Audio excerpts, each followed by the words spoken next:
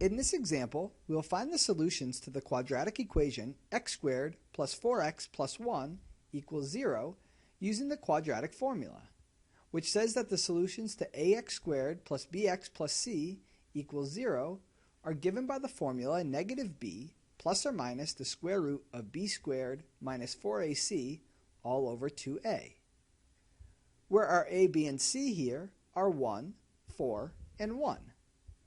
Plugging these into our formula, we get negative 4 plus or minus the square root of 4 squared minus 4 times 1 all over 2 times 1.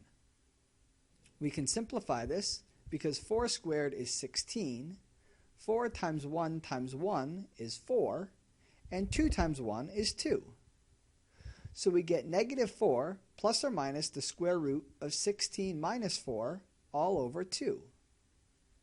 16 minus 4 is 12, so we have negative 4 plus or minus the square root of 12 over 2.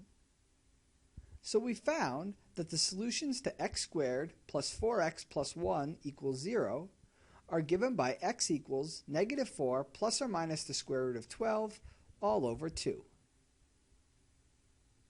It's worth pointing out, though, that we can make this a bit nicer, because the square root of 12 we can write as the square root of 4 times 3, which we can split up as the square root of 4 times the square root of 3, which is 2 times the square root of 3. So we can rewrite our solutions as r1 and r2 are negative 4 plus or minus 2 times the square root of 3 over 2. And dividing by 2, this is negative 2 plus or minus the square root of 3. So the solutions to x squared plus 4x plus 1 equals 0 are negative 2 plus the square root of 3 and negative 2 minus the square root of 3.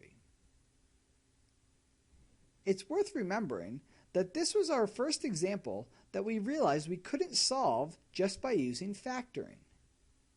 And we were able to do this before without the quadratic formula, but it took us a lot longer.